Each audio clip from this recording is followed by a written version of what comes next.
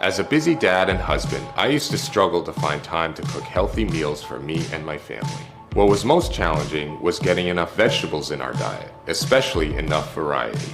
We make nutritious and delicious vegetable powders made from beyond organic vegetables grown on small family-run farms. They're loaded with vitamins, minerals, and phytochemicals that are necessary to keep our bodies healthy and build a robust immune system. Think of them as seasonings or spices that you use to cook with and can easily incorporate vegetable diversity and extra nutrition into the foods you and your children will eat. Join the thousands of delighted customers and see how our products can make a difference in your life.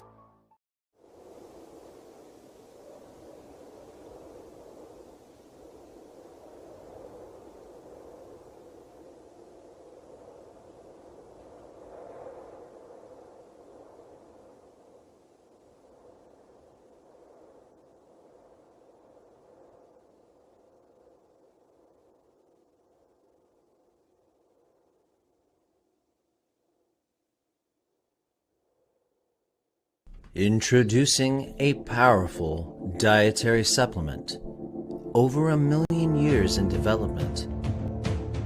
A highly concentrated, complex, natural formula, rich in trace minerals as well as fulvic and humic acids.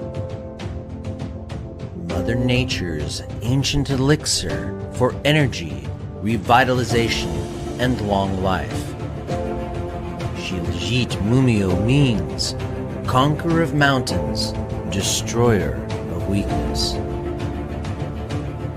Take in the nutritional wisdom of the ancient past. Unleash the vibrant, healthy being inside. Become the conqueror.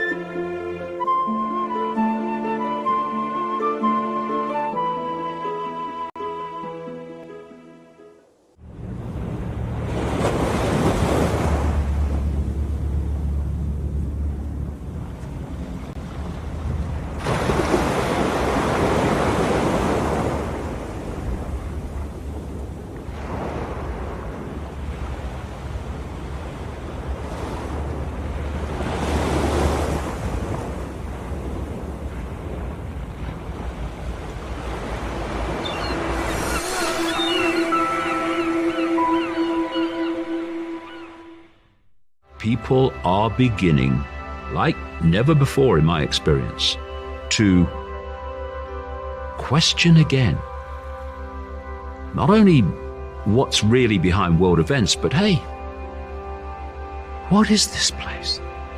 Who am I? What is going on? And the answers will transform this world, and it will transform human life. What kind of world do we want to live in? It's just a choice right now between fear and love. That's all it is, has been, and ever will be.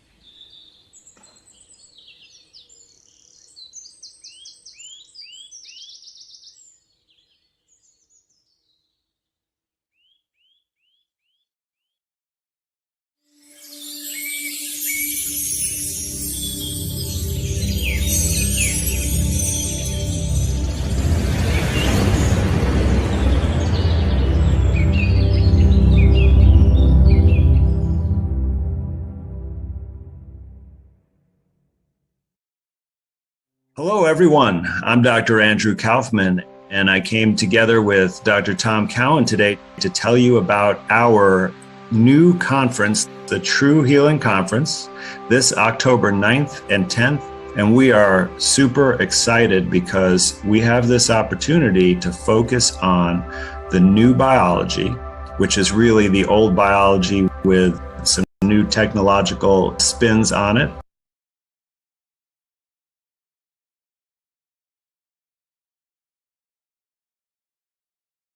As well as talking about what truly results in healing. We're going to be covering some really fascinating topics such as water and structured water, biophotons, biofield tuning, the holographic blood, and orgone energy. It's going to be really exciting. All these topics to help us understand the true nature of how our bodies work and how we can remain healthy and recover from disease. There is a different way to think about biology, medicine, science than really most of us have ever imagined. These people who have been at the forefront of really what is a human being, what is life, how does biology work? And that's the only way to go forward, because that is what this whole COVID thing is all about. We need a different way of seeing the world. We're talking about ushering in a new paradigm of biology and healing that we can be self-reliant, we can learn, and we can actually be really healthy. Not chronically ill for our lives, but actually vital and truly alive as we're meant to be. I am extremely excited about this conference. In the last 18 months, I've learned more about biology, medicine, and in some ways life than pretty much the rest of my life combined. I didn't expect that. All right, Tom. All right, I'm very excited. Join us.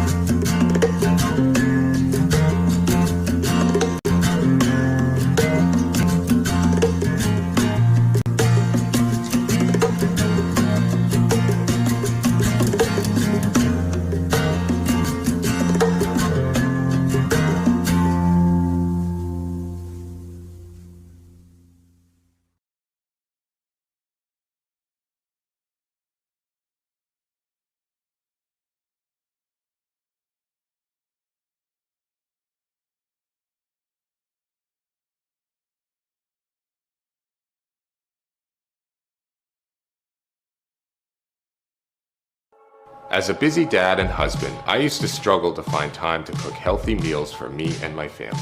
What was most challenging was getting enough vegetables in our diet, especially enough variety.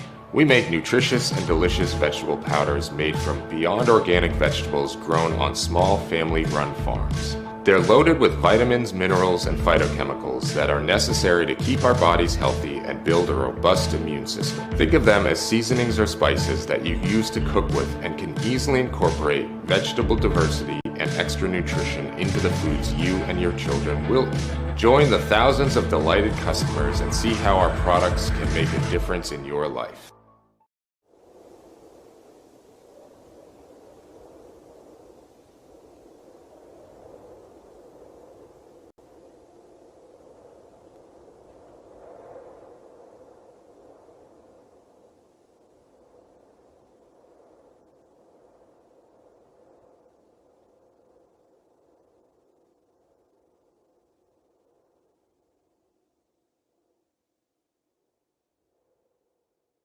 Introducing a powerful dietary supplement, over 1 million years in development.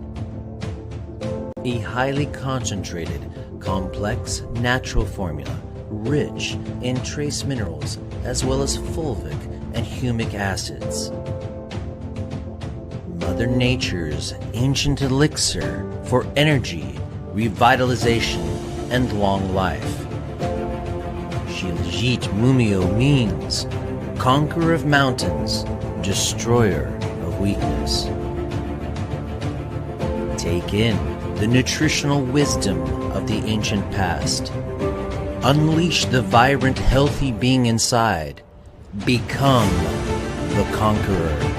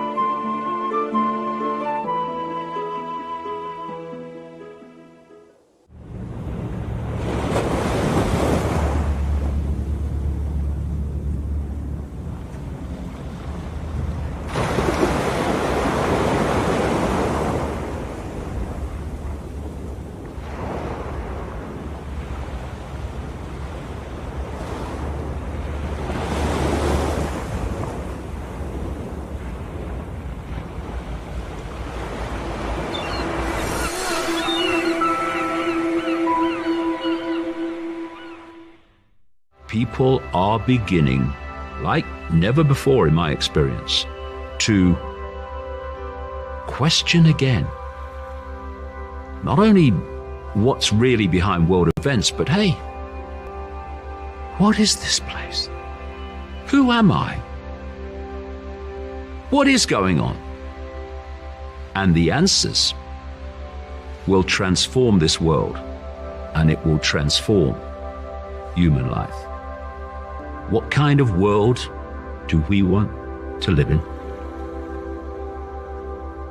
It's just a choice right now between fear and love.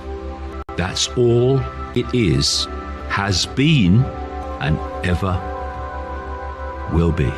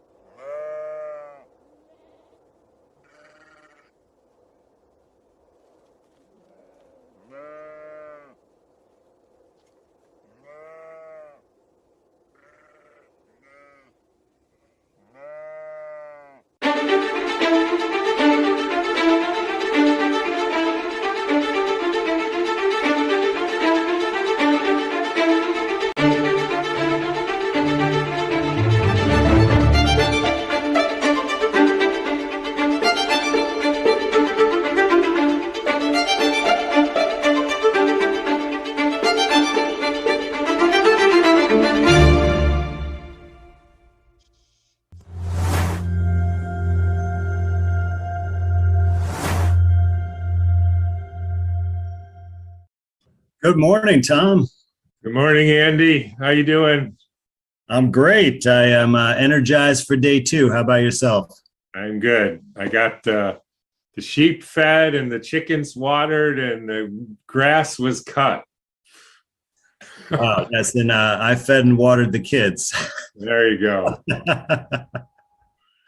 Well, it was a pretty incredible day yesterday. I mean, I can't believe the quality of the presentations and the breadth of information that we were exposed to. And, you know, a lot of it was just really about concrete steps that you can take to improve your health, coupled with, you know, insights into biology that provide us with, you know, a new paradigm of thinking about these issues.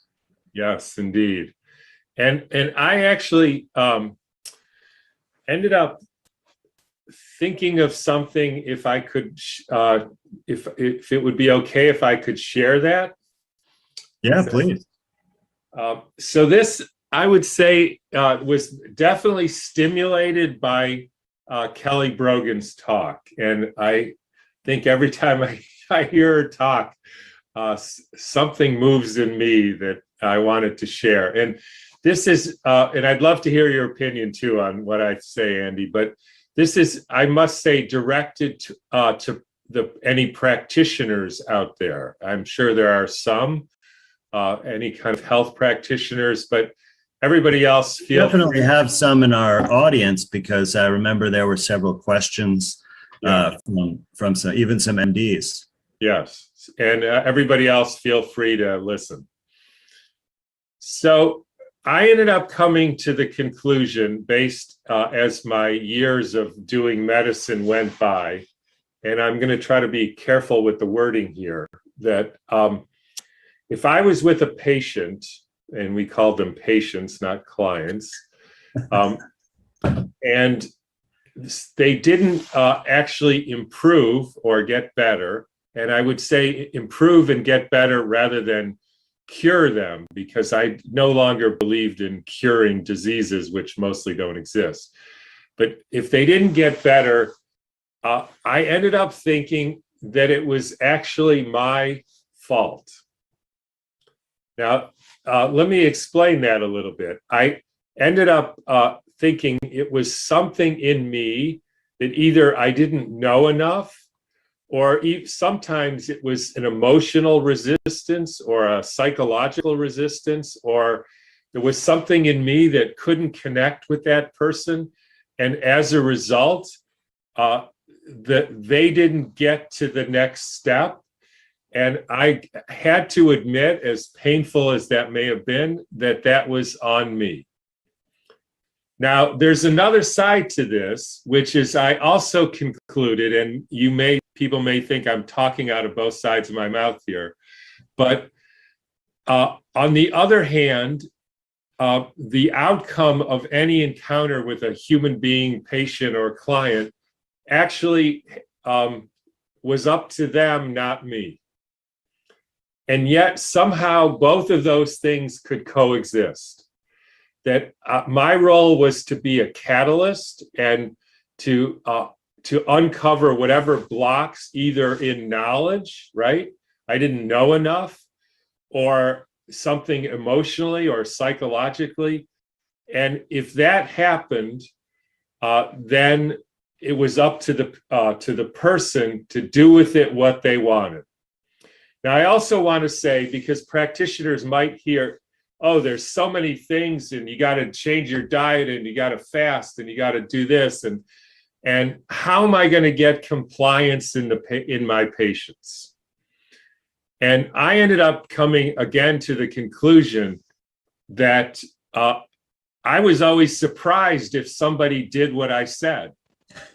I mean, after all, and I think if Asher's on this chat, he can confirm this. And my guess, Andy, is it's pretty similar with you. I never did anything anybody told me. And so I was always sort of shocked when people did it. Like, like, just because I told you to do something, you're going to do this.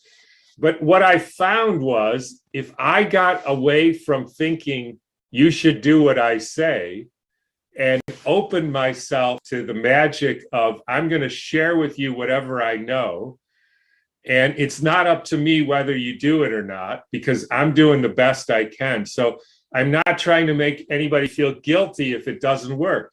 You do the best you can, you share it, it's up to them, and you get out of the way of compliance is somehow obeying me. Everybody seemed to comply. And I thought, what the heck? This is sort of like magic in a way. But as long as I thought, you need to comply with me, nobody did anything I said. I don't know if that has any resonance for you, but it has a ton, because even in regular medicine and in psychiatry especially, they use the term compliance, and it means they swallow those pills that you told them to every day.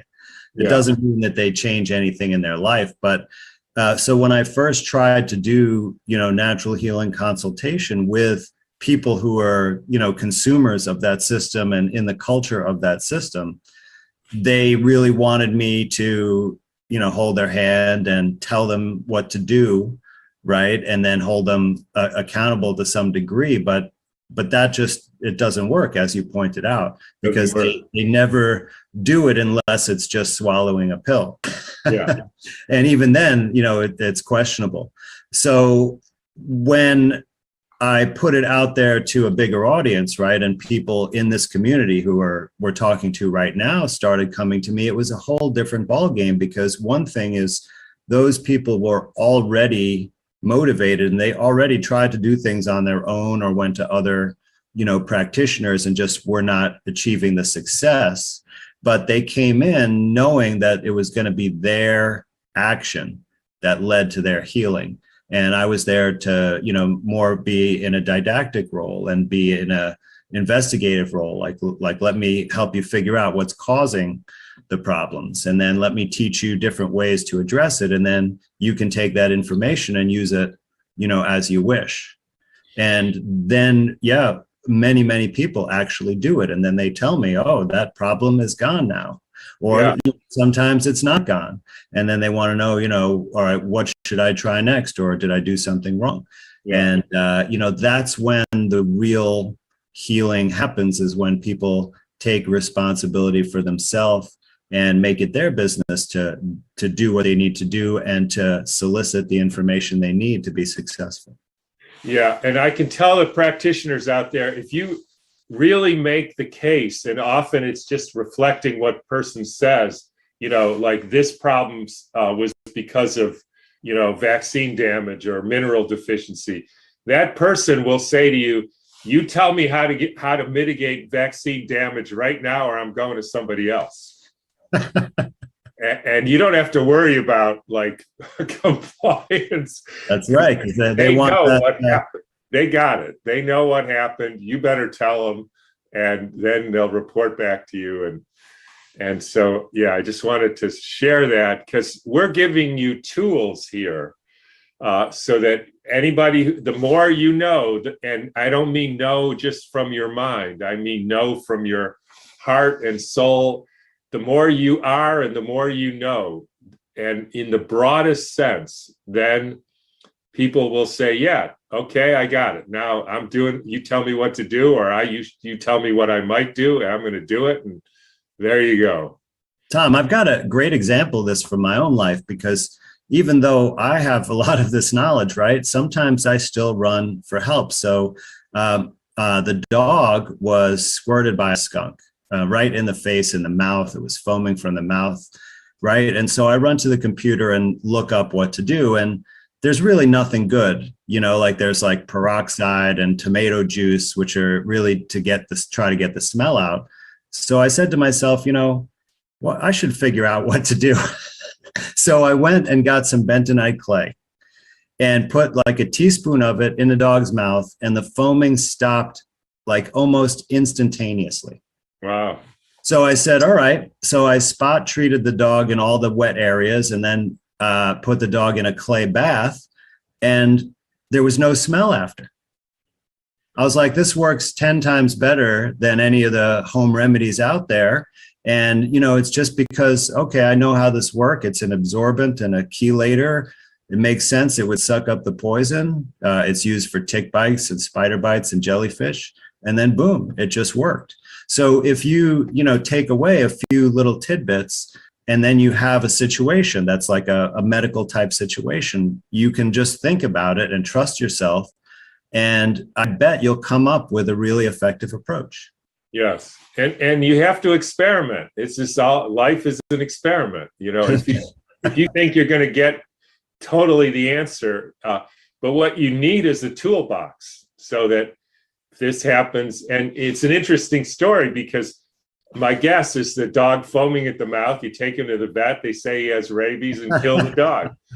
Well, when I looked up how to deal with this, they said you should get a rabies shot. And I'm like, what the hell does that have to? The guy's sprayed by a skunk, which is exactly why the story is everything. All right. I think we should get on to today. Yesterday was amazing. Today is going to be amazing-ish, whatever that word is. Well, I'd say at least as amazing. At least as amazing. And today is going to be a lot about energy and water. And our first speaker, Veda Austin, is she here? 11:15. There she is. Yep, Veda. Hey, Veda. Hi. Okay, Veda, I'm about to introduce you in my goofy way. Thanks.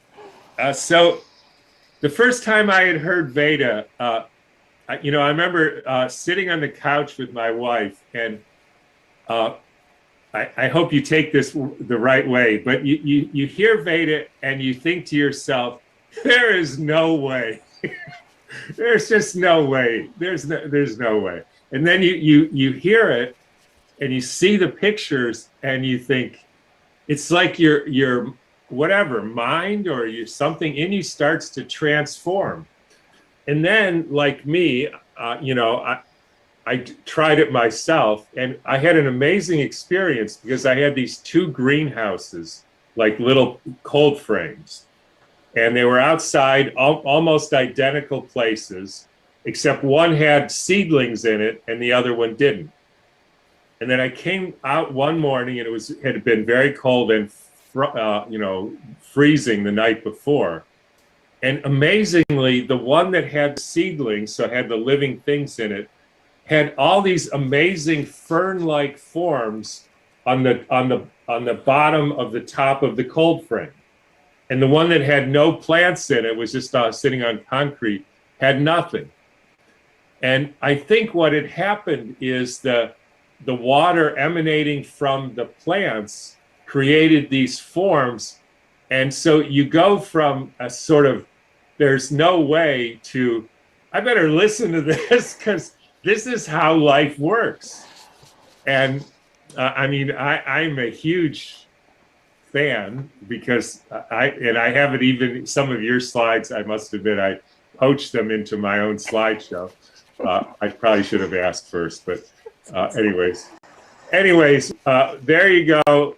Veda, it's so good to have you here. And I always tell people, if you hear anything you didn't like, just correct me. But otherwise, take it away, and we'll be talking to you in 50 minutes to ask you some questions. Sure. Thank you so much. I'm so happy to be here. And I have a lot of new stuff that even you haven't seen before. Great. So I'm excited to start sharing. Great. So it's all yours. Thank you. So I've been studying water now for the last, going on 8 years as a water researcher, and looking at life from a threefold perspective, essentially from an artistic perspective, a science perspective, and a spiritual perspective, and interweaving the three of them. And so this presentation is really a very visual journey. And so I'm going to be screen sharing and talking about my work. So for those of you that have no idea what I do, I basically take macroscopic photographs of ice on my iPhone, and the water prior to freezing has been influenced or inspired in some way through consciousness, through photographs, through music, through all kinds of various different ways. There's really no end to the way that we can connect with water, because by molecular count rather than volume, we're 99% water beings. But we very rarely think of ourselves as water, even though we're only ever a cut away from liquid, or an emotion away from liquid, or an exercise away from liquid. So my work has taken me on a really inspirational journey, and I began a little like Tom when I saw my very first image in ice after it had been influenced through a thought, and I was shocked. I kind of thought it was a little creepy, actually, and we'll get to that in just a minute. So I'm going to start screen sharing now, and ta-da! Okay. So I had three inspirations, three people who are really pioneers, one of whom you would definitely have heard of, and the other two maybe not so much. So most of you have heard of Emoto's work with water and consciousness, and he was taking microscopic photographs of water after it had been influenced in a positive or negative way. And this is two photographs in contrast which really show you his kind of work. And his work was had a lot of geometry, as you can see, and humans are very naturally attracted to geometric patterns. But coming from an artistic point of view, my next inspiring person, his name is Laurent Costa. He was also taking microscopic photographs of flash frozen water, but he was getting images. You can see he has this beautiful heart and this little smiley face, and he has a couple of other photographs, and so these are microscopic. But what was interesting and what I really loved about Laurent Costa's work was that he was not using a kind of an influence. He didn't feel that water needed to be influenced. He thought it had its own voice. So when he got these images, they were very relevant to something that was going on in his life or the way that he was feeling. Or it could have even been that water was responding to what he was doing in a positive way, except that rather than be a beautiful geometry, it was a smiley face. And when you see a smiley face, you kind of feel something different than when you see a geometry. To me, a smiley face makes me feel like smiling. We tend to mirror what we see so often. So the next person, his name is Thomas Hieronymus, and he was a radionic engineer. And he observed something very interesting. He observed that when he went into a Parisian meat market, he noticed that the freshly placed organs that seemed to be affecting the way the frost froze on the glass behind them. For example, like a liver organ seemed to be making the frost freeze in the shape of a liver organ, and so on and so on. And this is interesting because this is macroscopic rather than microscopic.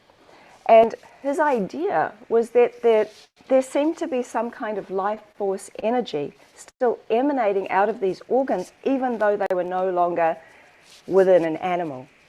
And he thought that it might be the water in the blood that seemed to be still interacting with the air and the frost. And it seemed to be impacting it in a way which was extremely unique and interesting.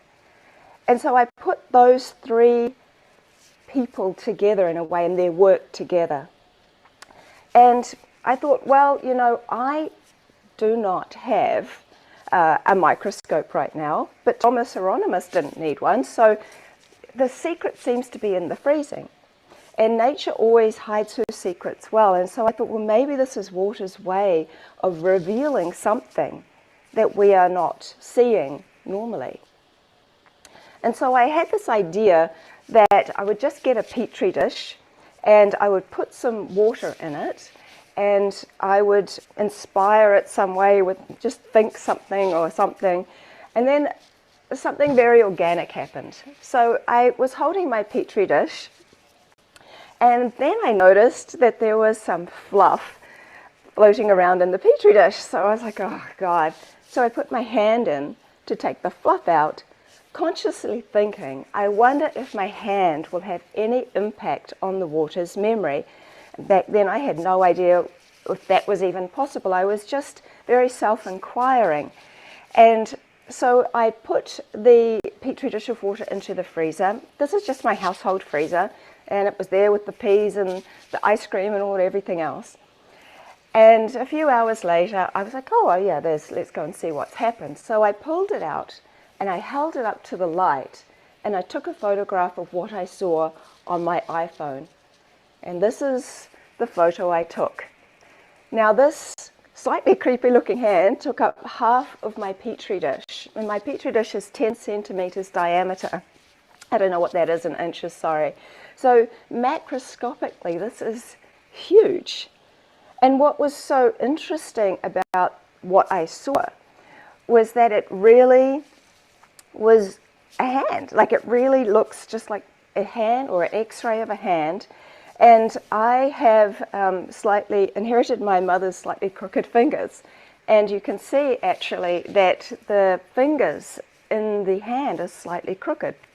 And I took this photo and I showed my son and I said, Rama, what's this? And he said, it's a hand, Mum.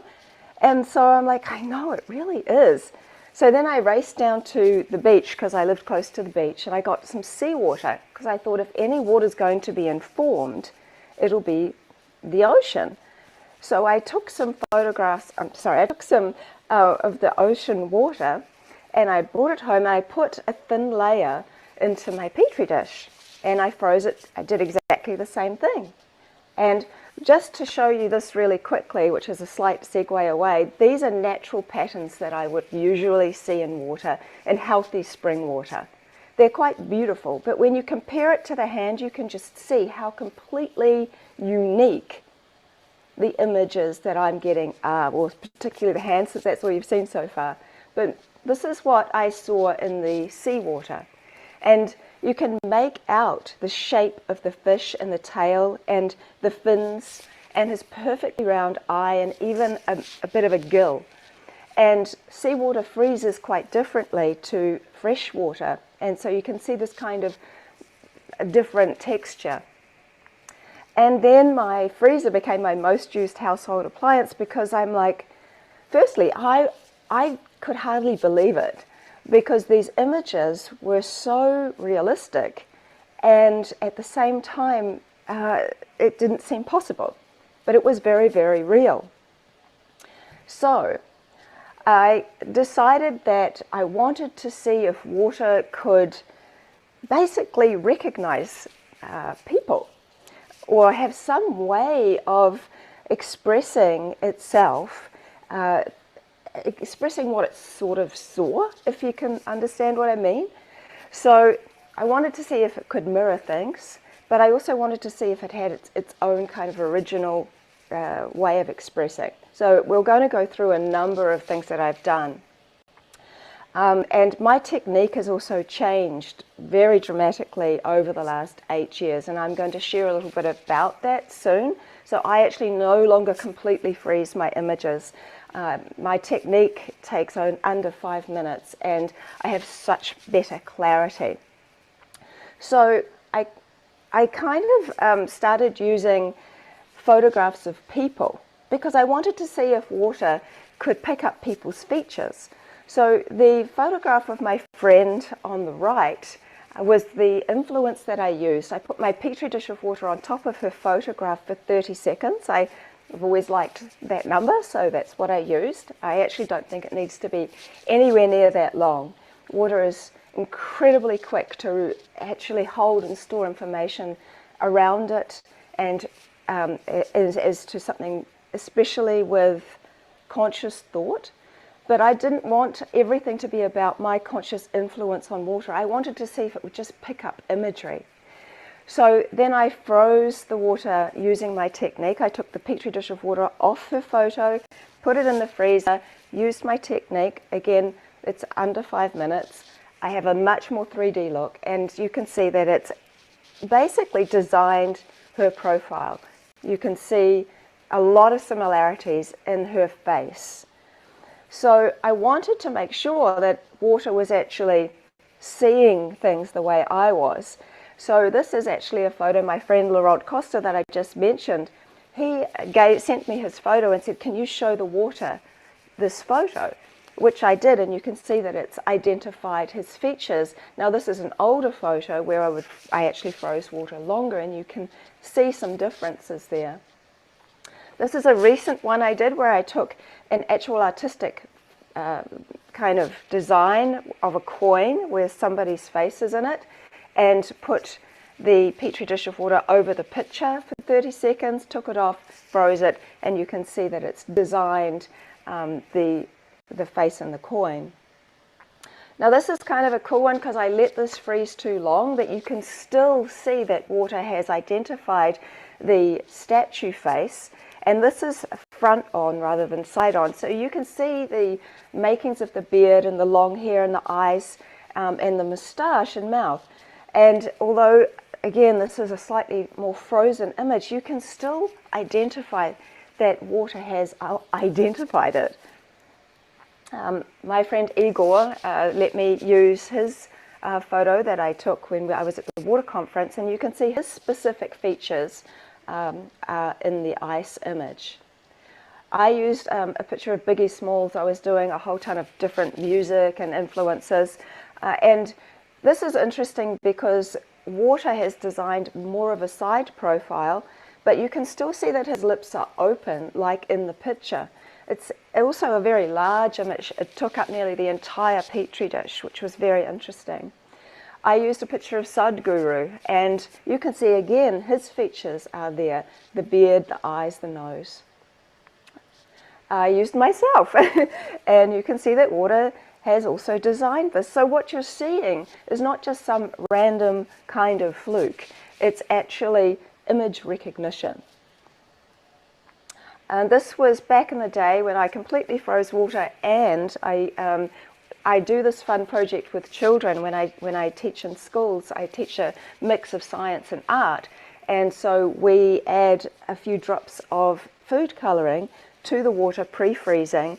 And what's cool is that the water seems to take the colours that we put in and move them around to design. It's literally like water colouring that water does as it begins to freeze. And you can see both their faces in the ice. So I mentioned that my technique has changed. What I observed from all of the years of looking in the freezer, essentially, was that when I would open the freezer door, I would see that water was transitioning into different stages. One of my friends and mentors is Dr. Gerald Pollack, who talks about the fourth phase of water. And you have probably heard about that. There's a liquid, solid, gas, and then a type of gel. And so as water begins to freeze, it goes from molecular chaos to eventually to a type of molecular order. And as it does so, it's interesting to watch it transition when in real life in the freezer. And I noticed that there were two types of water in water: informed water and uninformed water. So when I first began, all I did was just freeze water, and I got these images. But as I started to read more about fourth phase water, I wanted to see if there was a stage between the liquid and ice where water was in a sort of state of creation. And that's exactly what I found. I found that the water that was informed, that had taken on most of the information of whatever the influence was, would adhere to the bottom of the glass petri dish first, and there would be a liquid layer on top of it. So I tipped the petri dish in this image so you can see that there are two types of water. And there's the fluid on top, and then the informed water, which has turned to ice. And so I started to I get the exact perfect amount of time that I needed to leave my sample in the freezer so that I was able to remove the uninformed water and photograph the informed water. And that way I was able to get the most amazing images. And so you can see the difference here. The old technique compared to the new technique is very, very different. There's a lot more light that can shine through the petri dish with this technique. So I'm going to show some examples of influence and response, and they're fairly self-explanatory. That's the beauty about art, and it kind of is that thing where a picture really can speak 1,000 words. So I've been doing this work now for, like I said, 8 years, and I have actually got over 15,000 photographs of water responding in an intelligent, artistic manner. it's gone to another level, but this is just some work you can see, where you can see what the influence was and how I did it in the Petri dish, and you can see the ice responses on the left. So this is just a razor. And this is an interesting picture because the butter knife that's on top of the Petri dish of water, obviously that was revealed in the ice image, but the two coasters on either side, which I didn't intentionally use as my influence, water shows thus that it's picking everything up, actually. I use the number 4. I went outside and I put the Petri dish of water on top of the grass for 30 seconds and then went and put it in the freezer, and you can see how it's designed the grass. So like I said, I've got thousands and thousands of these now, and these are just a handful that you can see. So the ice images are on the left and the actual influences are on the right. So for every two, you can kind of make them out. So you can see that hands and thumbs and skulls and eyes, their feet and even hair braids, the idea that water understands anatomy very well is quite clear, but equally understands nature, of course, because water is in every living thing on the planet. And it's interesting when you start thinking about that, is that interconnectedness of us all to all, because everything that is alive is made up of water and salts. And I've always thought that salts store information. Salts are a crystal. And what's cool is that when water and salt marry and intertwine, interweave, water becomes saline and salt becomes invisible. And literally the water becomes a liquid crystal. And if you think about what crystals can do, where they're in all our computers, they're in all our technology, because they store vast amounts of information. And when you're looking at a liquid crystal, which is essentially what we also are, you can imagine how much information we store.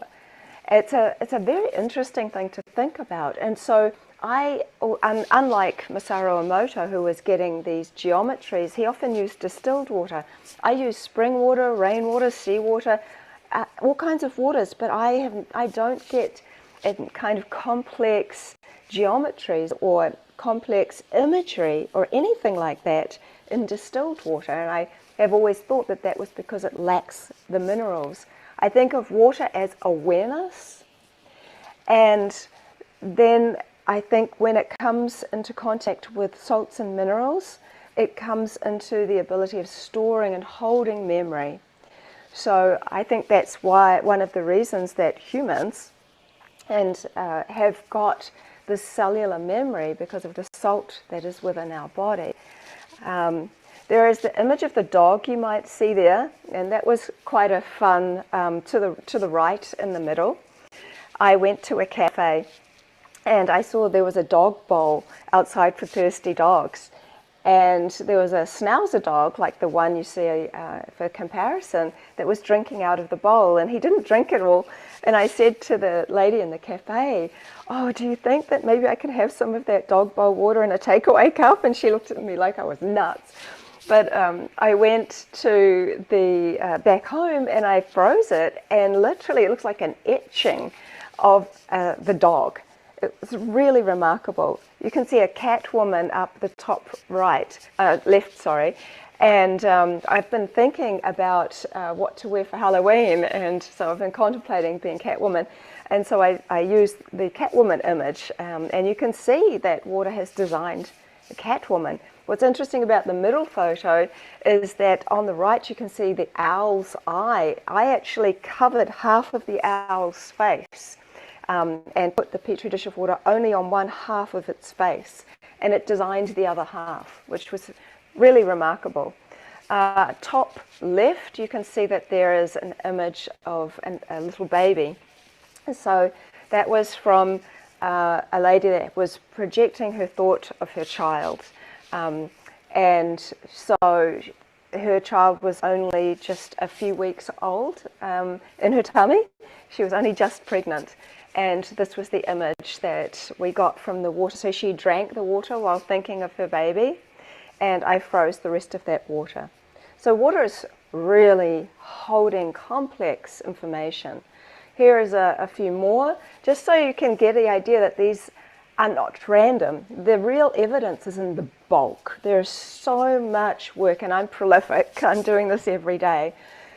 People have always liked patterns, and so top left you can really see the water has designed that paisley pattern, which is very beautiful. On the middle far right, you can see the daisy. The water I used was from a little egg cup my daughter had put daisies in. So that's a really interesting thing that it designed the daisy. And top right, the water literally sat on the couch and quote unquote watched Batman. And then I put it in the freezer and designed Batman.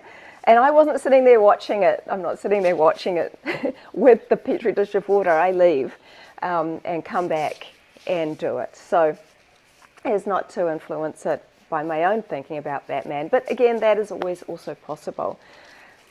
Okay, and this is another one where you can really see the complex imagery that water is literally designing. And it's so fascinating to me because I worked professionally as an artist. I did big oil on canvas paintings for hotels and restaurants and companies and designed stamps for New Zealand Post. And so I see things from a very artistic point of view. So I wanted to really dive a little deeper into the idea that water is not only observing, but it is intelligently using an artistic expression of kind of concepts.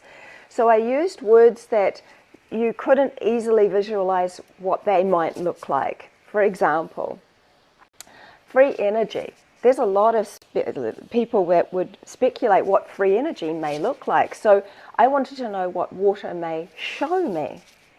So I'm kind of going from just looking and seeing that water can replicate imagery to actually having more of an intelligent kind of co-creative, and in this particular situation, because I don't really know or have an idea prior to this of what free energy may look like, so this was water actually showing me something I didn't know.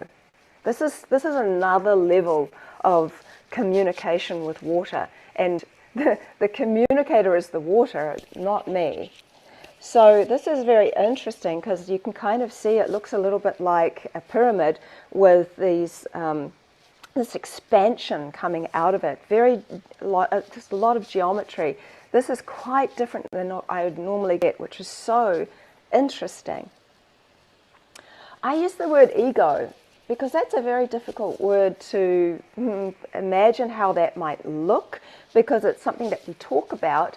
But what's interesting is that water designed this giant kind of shoulders and thick neck and this inflated head, and the face is looking kind of away.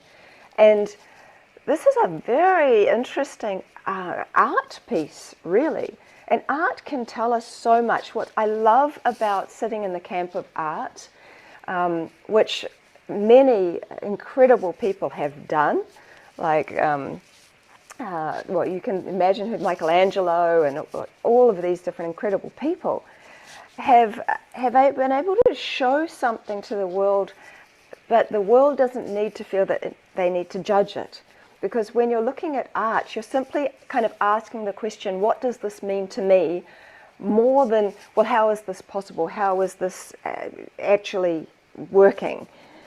How you can, of course, ask those questions and dive into them, and they're fabulous. They kind of ignite your scientific brain or your logical brain.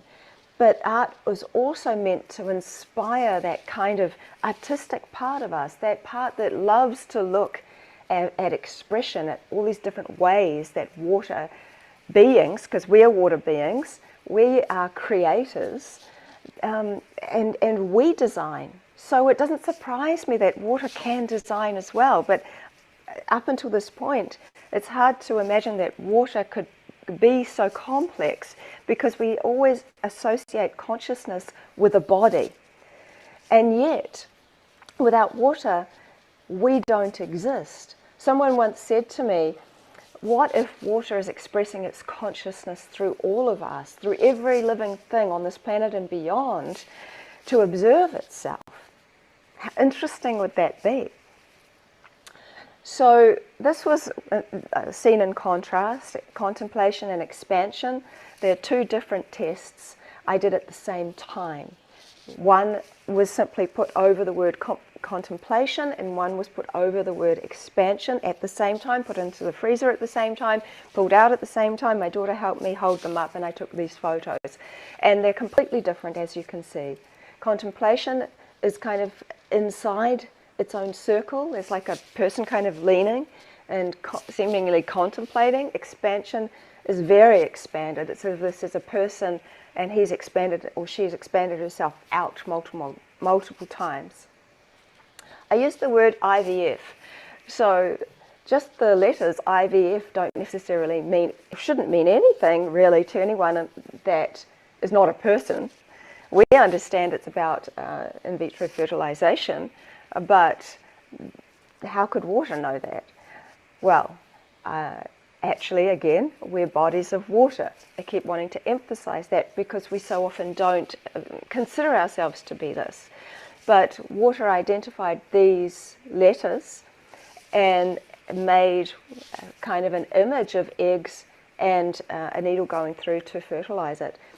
Again, that could be my consciousness impacting the water, but I've done this so many times now, so many times that I am no longer asking or wanting water to just respond in this kind of way which shows that it kind of recognizes an image and these kinds of things. I'm inviting water to share its own voice, and I'm getting pretty good at it. So I went through this stage, and I've never I've shared this a little, but I've never talked about it publicly, where I left some water by my bedside overnight with the intention that it capture my dreams. And I was a bit like, I don't really know how this is going to work. But it was very interesting because I would wake up in the morning, and I'm pretty good at remembering my dreams. And I dreamt very vividly whilst I was doing this series, and I have a whole series. I'm going to show you just a few.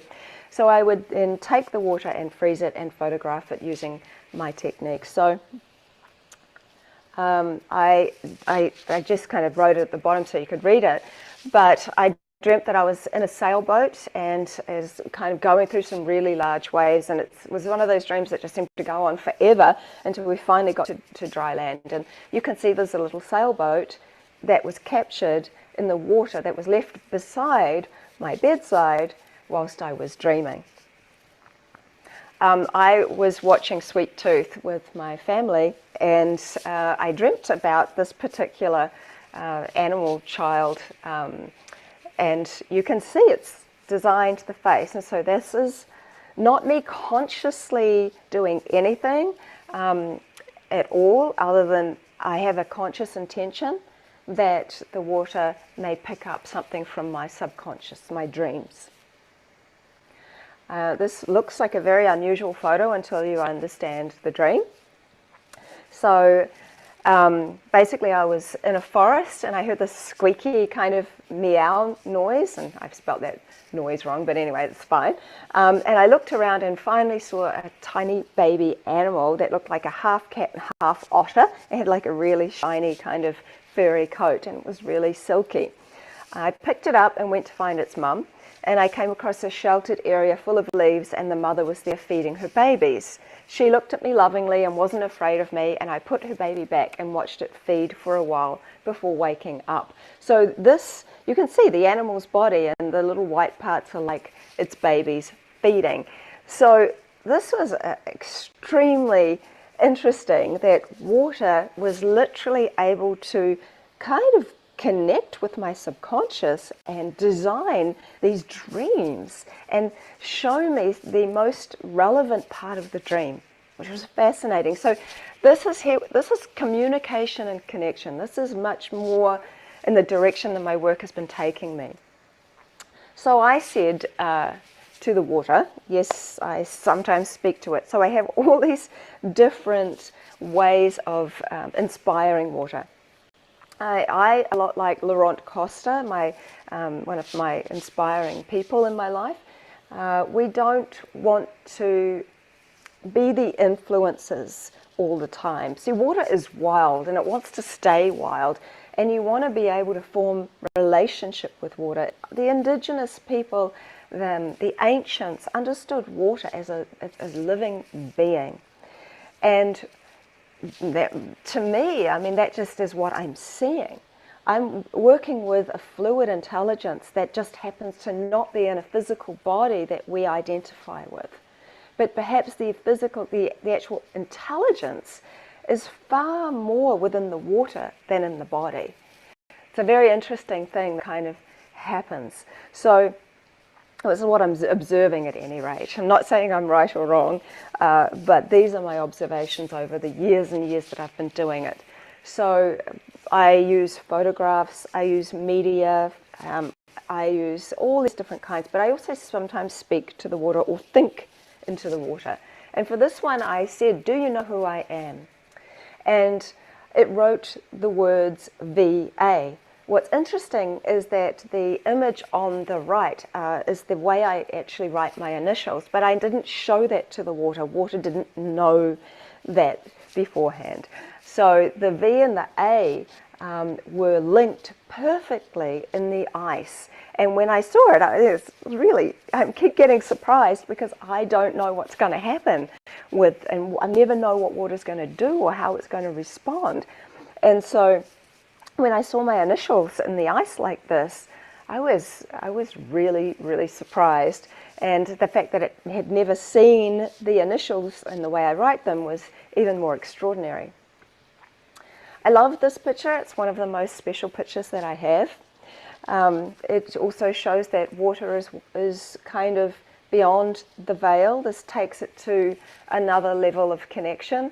So my mum died in 1999. She was like a walking angel. My mother was amazing.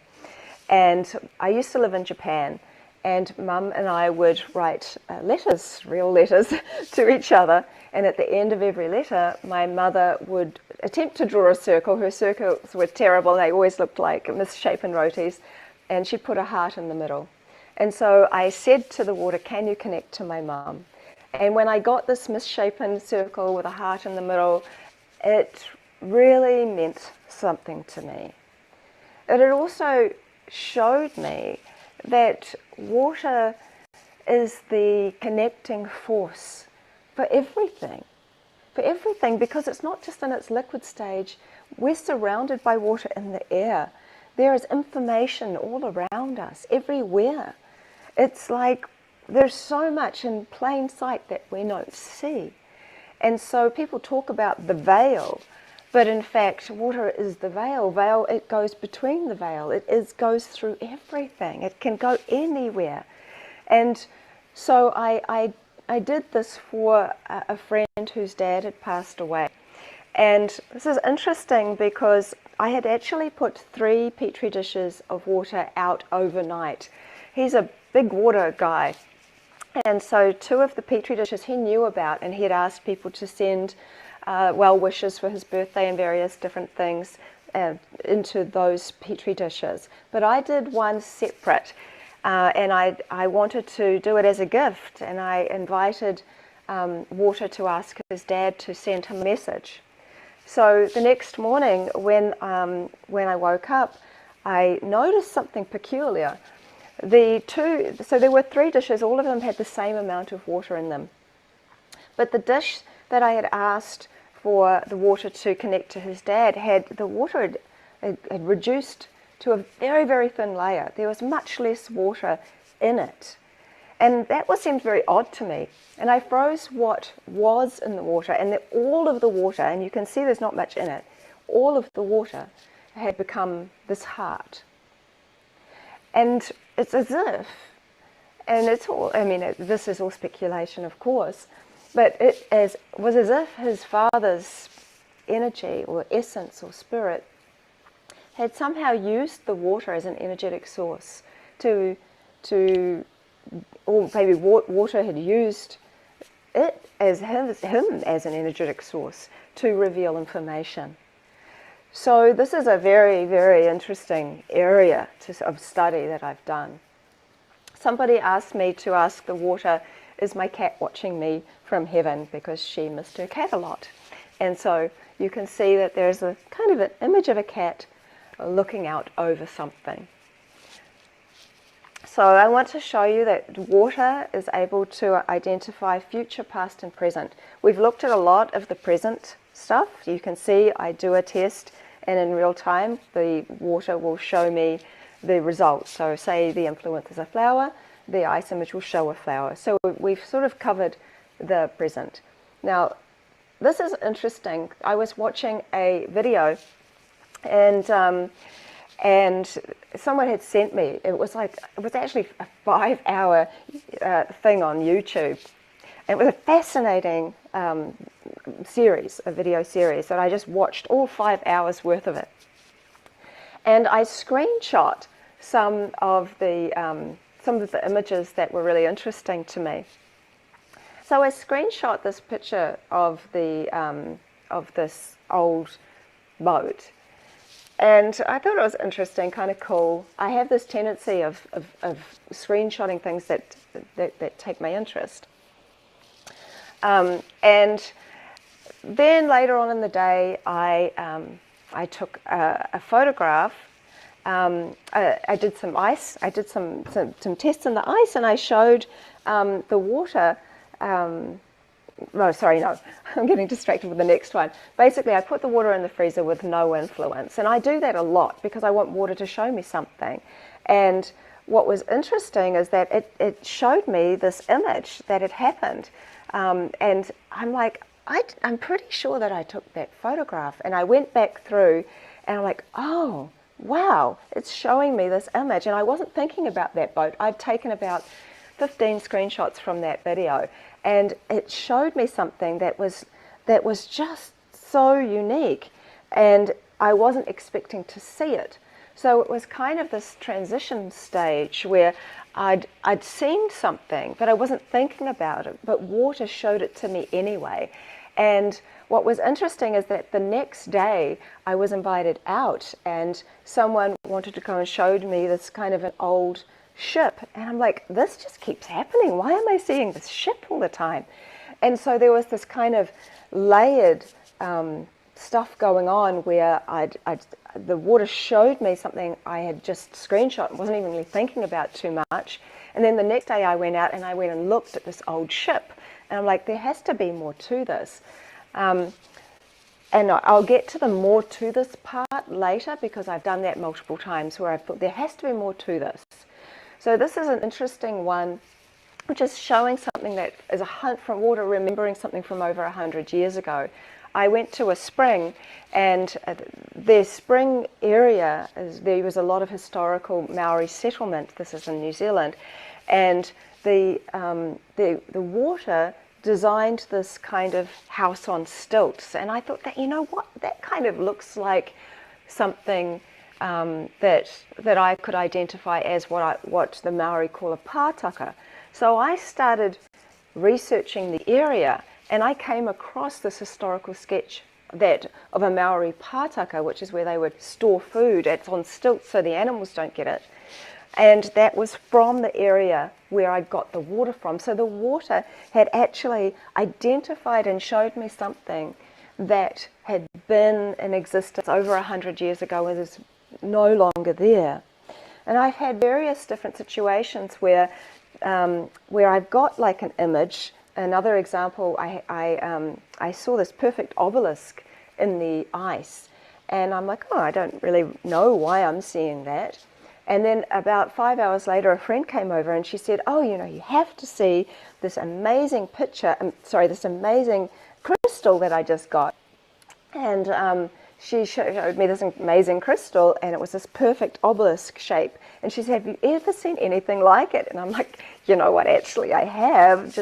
And they showed her the image. I couldn't find it to add on to here, but I'm telling you about it. And she was like, wow, that's incredible.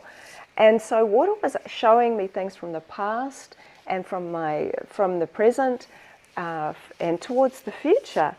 And so that really kind of sparked my interest.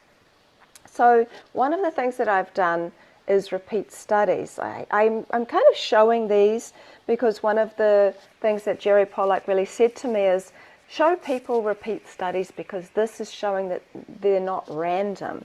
So there's a lot of repeat studies in my book, and I've done a whole nother level of repeat studies with something that I'm going to talk about very, very soon. So I use the sound of at different times and different tests, and you can see it has this signature. One thing I will say about water is that it's as if there is always a different artist designing the same thing. It's as if you go to an art class and everyone says, okay, everyone has to draw this bowl of fruit. And everyone will draw a bowl of fruit, but every single picture will look different. And this is what I see. There's different designs, but the same, different sort of style, but the same design, same image. I use the song Stairway to Heaven. I like using music because music's always the same. You can play it over and over again, it's always going to be the same. And what was interesting is that you can see there is the stairway for the song Stairway to Heaven. And so I'm like, well, what does the stairway mean? I started a little more self-inquiry, and I'm like, okay, is the stairway just because the word stairway is in the song, or does the stairway have more meaning? And then I thought, what if I took the song out of it and just used the word stairway and identify, does it mean just stairway, or what is it telling me? Does it mean something more? And that led on to a further inquiry, which I'm getting to. I'll just show you this other one. This was one where I projected the thought of the man in the moon. And this is a good example of very different designs, but the same thing. Then at the top, I project the feeling of love. So I've done a lot of work with emotion, sharing emotion with water. So I'll sit and I'll really go into that feeling of a loving energy. And love is always represented as hearts. It's interesting that water does that, because that's such a kind of image that we associate with love, but not necessarily other things. So it's interesting that it's done that. Stress is very spiky, and quite honestly, that's how I tend to feel stress. It kind of spikes my body. So I thought, well, I wonder what the water would do if I showed it, or kind of had that feeling of heartache. And most of us, if we've got to a certain age, would have experienced heartache at some point. So we can go back into that feeling and project it into water. The water did something very intelligent. When I projected the feeling of heartache, it took the spikes of the stress and the heart of love, and it put them together. So essentially it's saying love stress is how it identifies heartache. And so that has led me on to my latest and greatest work, which I call hydroglyphs. This is really the next level of work I'm doing. I'm putting a lot of energy and focus on it, and I'm being filmed for a mini-series all about my work and this work with hydroglyphs. So what is a hydroglyph? A hydroglyph is a repeated image that has layered meaning. By repeated, I mean to get one hydroglyph, I need to have used the same influence over 50 times and had the same ice response. So like you saw it as the staircase, what I saw was the Stairway to Heaven influence was the staircase. So I took that is one of my hydroglyphs, but what I found was that when I wrote the word staircase, which is much more specific, and put my petri dish on top of it and did that multiple times, I got the stairway, the kind of laddery stairway image. I'm like, okay, I know that that means staircase. But could it mean something else? Could it mean climbing up something? So I wrote the word climbing up and I got the staircase. So just like with hieroglyphs, hydroglyphs have layered meaning and they're conceptual. This isn't a spoken language, it's an artistic language, but that has great importance and meaning. So this is the first time I've shared some of my hieroglyphs publicly at all. I have 30 of them. This is a few. So that the top, so you can see they go in rows of 3. I've just kind of showed you here what I've got. And so the coin glyph means money, but it also means abundance. There's electrical charge, love.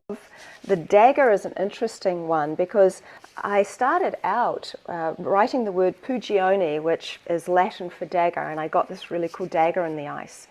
And then I started to see daggers around, and I'm like, oh, I didn't even use that as an influence. Why am I seeing these dagger images in my ice samples?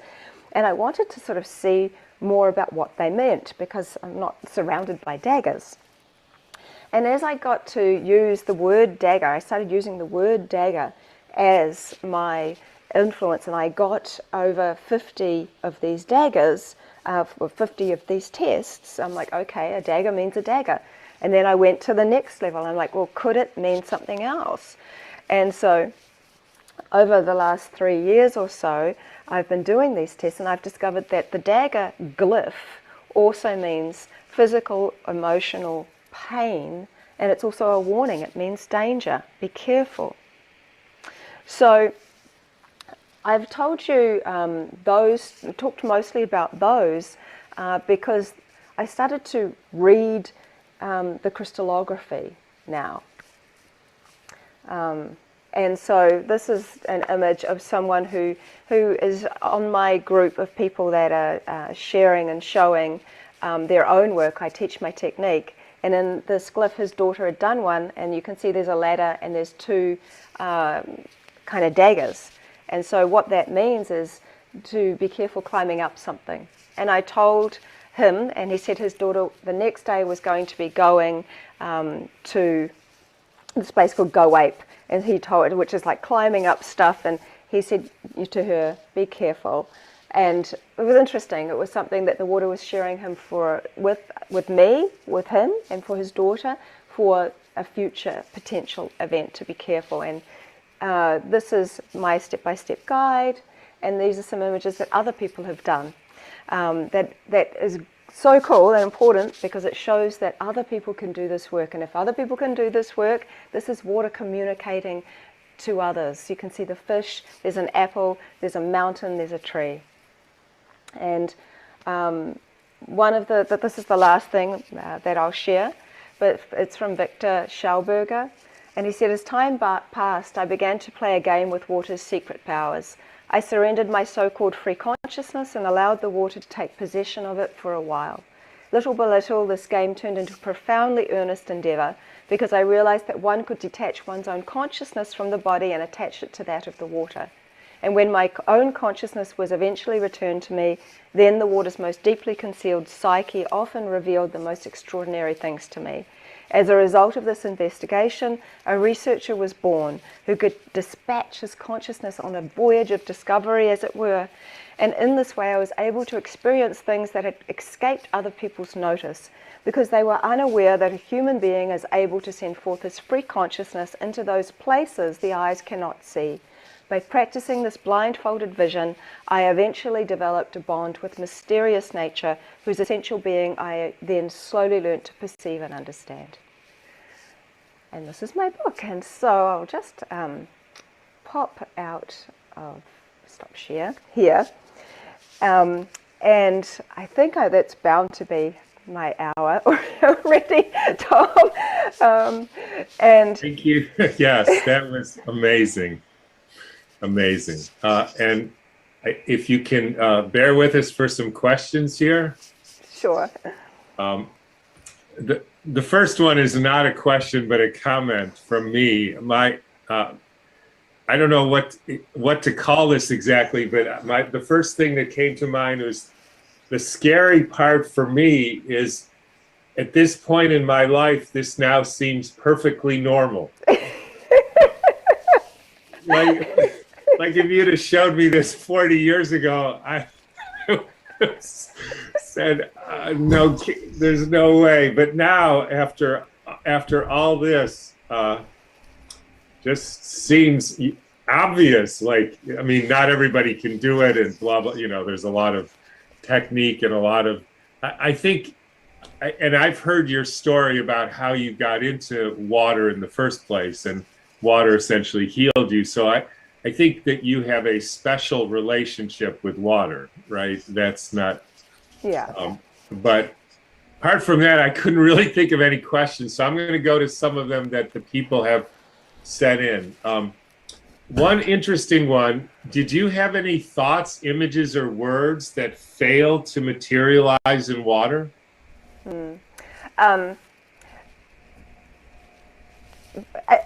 Interestingly, there are two things come to mind.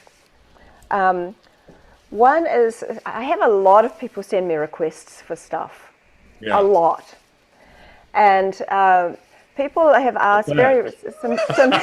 And I do try to get through them, but I literally have thousands and thousands. I was going to ask you to ask the water, "What's the matter with me?" or something. Oh, well, the one bizarre thing was that, and this isn't coming from any religious point of view for me. I have a very philosophical outlook on life, but someone asked me to use the word Jesus. And so when I did that, and I put the petri dish of water into the freezer, and I pulled it out, and the strangest and weirdest thing happened is that I held it up to the light, and when I went to photograph it, all that I could see was just like this. It was like blown out. It was just white. The image wouldn't show up on my camera. And when I looked at the image, it was like it was blank. There was just like nothing there. There was no lines. That was the weirdest part, is that when ice freezes, it always designs something, but it's all nothing. And then it was just like this big bright light in my camera, and that was all I saw. What that means, I don't know, and I've never actually shared that, but it's very, very rare that I won't see an image. So just so people know, it's very dependent on my mood. So water won't play with me in any intelligent way if I am not, firstly, in my normal headspace. So if I'm feeling like I actually know what water's going to do and I have an expectation of it, it simply will either A, not do anything, or just create the regular patterns that I see, or it will show me something else. Like, for example, I played the sound of a gong, expecting it to look kind of like the sound of Om, you know, those round patterns. Yeah. And I expected that. My ego had got involved. I'm like, oh, it's going to do that. But it didn't. It designed the gong instead with a mallet on top. Right. And I'm like, I need to maintain a sort of integrity within myself. If I'm very frustrated and I'm just kind of like going, oh, I should do this test now, and I've had a really long day, I have 3 children, it can happen, stuff can happen, and you're feeling frustrated, water simply won't design. So emotional state impacts the way water will play with me. If I'm sad, though, water is very compassionate. It's very happy to continue the work. It seems it's that frustration and anger where water really just won't have a bar of it. It keeps me in my highest integrity. Yeah, the way I would interpret that is you can't game the system. Yeah. And that's why, that's like communicating, you know, one of the things that I've talked about is I actually got this from Andy. Every night express gratitude to my water. And I also talk to what I conceive of as my angel. And what I found is that if you try to game the system by saying, here's what I want you to say to me, because that's like what I want. Or if you get a signal and then you say, I'm not going to do that. Because, that's like the end of it. Now, this one I have to ask you, and my guess is something about what Andy and I have been doing this past year and a half. So that's part of the reason for the question. But has Veda asked water to create an image of SARS-CoV-2? In parentheses, I guess it would mark the first time the virus was isolated. Well, in the documentary that I'm part of, I do actually share the images that water designed for the word COVID-19. And what's interesting, and I actually generally I never talk about it, because I'm always wanting to share very, very positive images, and that's what I see water do. But I was asked multiple times by a couple of scientists, actually, that wanted to see what water would say. And what was very interesting, and you'll see it on that documentary, but that water designed, the first one anyway, it designed the shape of what looks like the what do you call it, the COVID-19 image, like when it's under a microscope, but there were fingerprints. It was like there was a big fingerprint pressed on top of it, literally. And so that was a very telling and interesting image, is that there was this kind of round circle, and in the middle of that was another kind of circle, and on top of that was this fingerprint. And so it suggests that there was some kind of, well, only to me, I'm not saying this is real or not, but only to me it suggests that there is some kind of man-made influence within that. Yeah. Because there's literally a fingerprint on top of it. Rita, I want to just thank you for making that image, and the film is actually Terrain, that is a collaboration with Marcy Cravat and myself, and it'll be debuting in early December, so you'll all get to see that. But we actually ran that fingerprint through the FBI database, and it came up as Bill Gates. Really? Just kidding. Oh my God. But it really is striking because it is right out of the. You totally got me. It's right out of the film noir detective story. That's the kind of gestalt I got when I saw that image. So yeah, I mean it's just amazing. And what I was wondering too is the information that the water displays and communicates back, because you talked about that you need to have a relationship with it, do you think it's really taking information from you? Or do you think that it is contributing its own wisdom from some other source, perhaps the same source that, runs our bodies? I tend, the more, as you can see, I've just got this huge amount of work.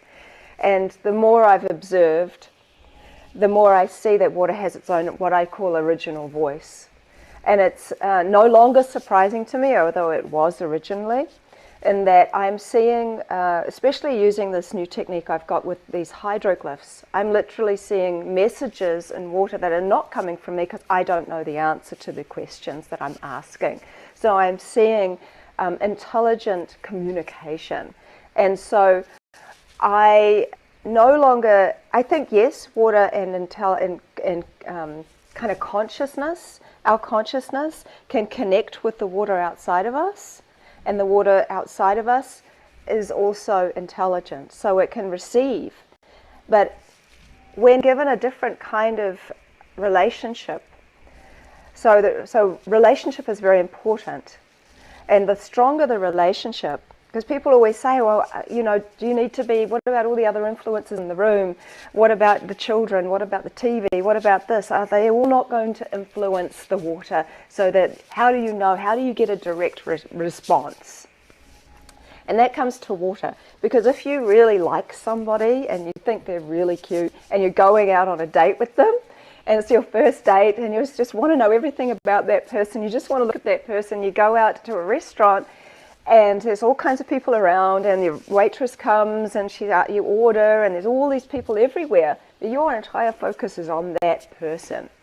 That is the bond of relationship. You wouldn't know what the next people were talking about or what you don't care.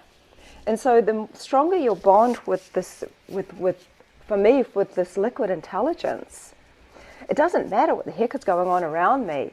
Water knows me. So it's a love relationship. When you think about love, you don't have expectations. That the ideal of love is not about expecting that person to be how you want them to be. You love them how they are. And so that is what I'm finding with water. So you're not relating to water as a substance or a mineral, right? You're relating to it as another life form. Yes. It really sounds like, and this is just incredible. And the way that this could be relevant to healing and furthering, humanity's quest, to develop itself to the highest level is just incredible. Oh, absolutely. And I think that we have this perception. So much of what we learn in life is from what we've been taught or what we've read, and finding our own original voice, our own original thoughts, like, why do I think this? Is it because I learned it? Or is it because I discovered it? And so, water teaches me that all of the time. It's like, just because water isn't in a physical body, does that mean that it hasn't got intelligence? When everything in life, everything that is alive is water, has water in it. So it's just like another form of us. It is. I do think that. When you think about death, for example, what leaves? I think there's two types of water in people too. I think there's this bulk water that moves through us, and then there's this kind of potentially intelligent water or essence water, spirit water, that somehow goes from the liquid to a type of vibrational vapor in a stage of vapor we don't even know about yet. And maybe that's the way the essence of a person leaves the body and the rest of the water eventually evaporates, which would explain that rising feeling that people report when having a near-death experience.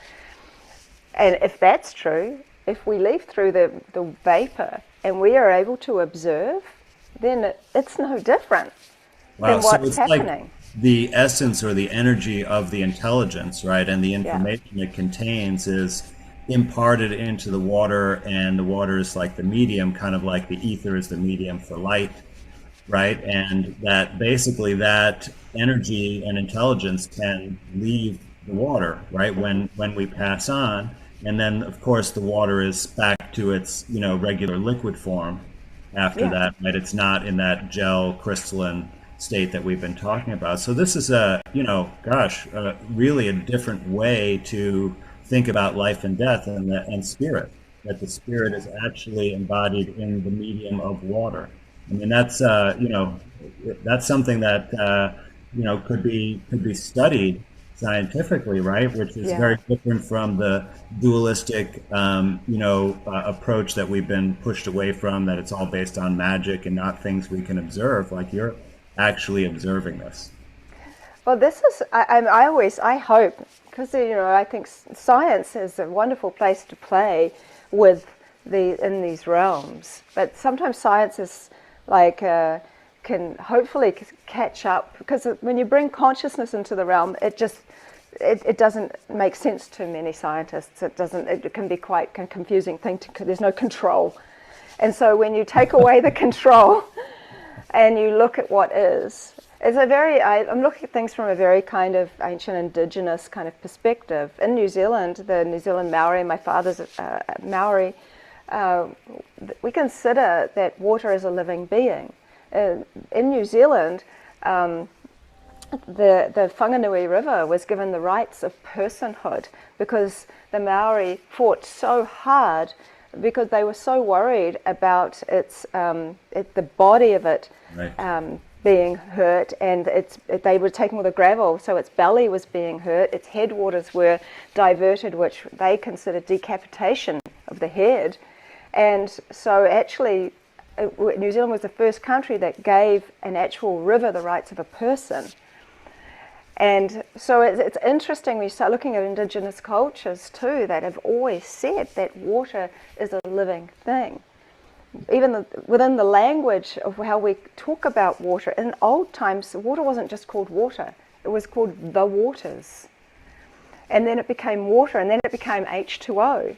But waters, as in her waters broke, still is relating to a very intelligent, important type of water that we use in our language today. Right, and that's how it's referred to in the Bible, right? The waters. Yeah. Absolutely. Oh, yeah. Yeah. Yeah. So, so I hope that answered your question. Well, I mean, you know, we could definitely continue the discussion for hours, but yeah, it's really a great place to start to develop this new perspective about, you know, what is what when it comes to life and beings. Well, I think that water, I've mentioned it in the talk, water is awareness. If you think about that concept of awareness, how would you ever draw or visualize what awareness looks like? It's very difficult. It's the impersonal. And then you when you merge it with salt, which is the crystal aspect, and again, we're made of two immortals, water and salt. When someone is cremated, their ashes are actually salts. Salts disappear, but when the water goes away, the salts are still there. So there is this interesting marriage, but when the salts come into the water, that kind of grounds the water into memory, into a memory body. That's, I think, one of the interesting things is when we're working with a fluid intelligence outside of the body, it's got a different energetic than the water within the body. We have the sense of I. Water maybe has a sense of identity as a personal aspect to water, whether it's in a physical body, whether it be a human or a dog or a cat or a bird or a leaf or anything. And when it's left that body, it has this awareness, which is quite different. It's like you hear about people talk about when they have a near-death experience, suddenly everything is expanded. They see all of the things that they didn't see or know about before. Everything seems so different. There is a difference of the world, of the perception has changed. And I think that could be water's observation of the world through all these different eyes, all these different bodies as such. But when it's in its fluid state, we're working, for me, I believe anyway, working with a fluid intelligence. Certainly with the response that I've been getting, literally over 15,000 photos of water showing me. And I love that it does that because I see from an artistic point of view. So water has these relationships with other people. That's the other cool thing, is that it's not just me. I do have relationship. I do have these things, but I'm helping other people learn how to have relationship with water too. And when you do that and you see what regular patterns of water look like, because I always suggest don't expect water to do what you want straight away. Don't go in with that. Don't start with that. And if you're very skeptical, go in with curiosity. Try to leave your skeptical kind of mindset behind, because that's going to make it more difficult. Just go in with curiosity. Yeah. And that, I think, is a really good way to do it, because then you start allowing water to reveal itself. That's part of a loving relationship. Allow that person to feel so comfortable that they can reveal their true selves to you. But there's a reflection that has to happen within us. We have to also be that transparent and open. Right, and this is key, and I want to say, because there is some skepticism among the questioners about being able to repeat these experiments, and we know that with Emoto's work, right, that was an issue, but it's not. So it's really easy to dismiss this body of evidence because of that, right? Because repeatability is a really important thing to show something is valid, but the reason is, as you're saying, is we're missing key variables, right? That it's the person who is interacting with the water has to display certain attributes or, certain behaviors. And it's those things that influence the water. So if we can sort of redesign the experiment to take those things into consideration, then we'll be able to repeat it and get the same results, right? And that is what happened with Emoto's work and what's happening with your work. And so the people that do your workshop next week, they're going to learn actually what are these characteristics of how you develop this relationship with water. And of course, I want to know, can you develop that relationship with the water in your own body, right? Which is really a relationship with the self, which is something that we talk about in psychological and spiritual work. So it's nice to have this kind of correlate to it as a way to, conceptualize.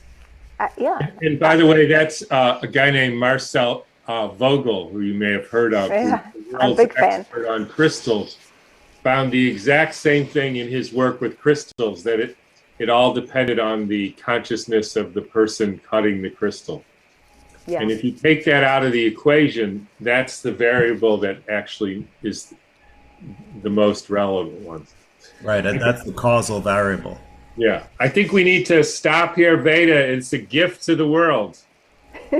Another way to say it. And let's take a 8-minute break here. We'll be back at 12:35 for another. Well, we'll be bridging water and sound next. Yeah, week. sound. Read. So there you go. All right, everybody. See you then.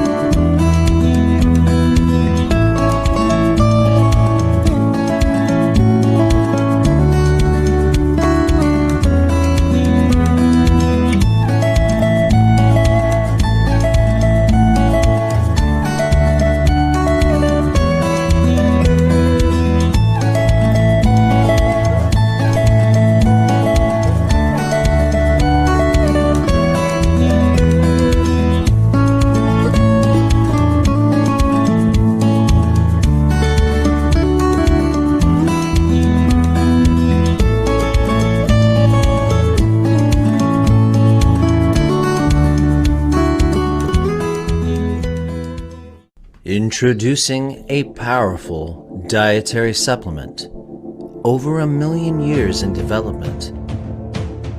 A highly concentrated, complex natural formula, rich in trace minerals as well as fulvic and humic acids.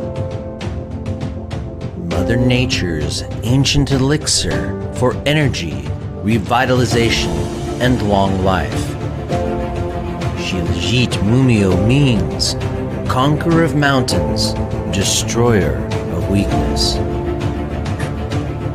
Take in the nutritional wisdom of the ancient past. Unleash the vibrant, healthy being inside. Become the conqueror.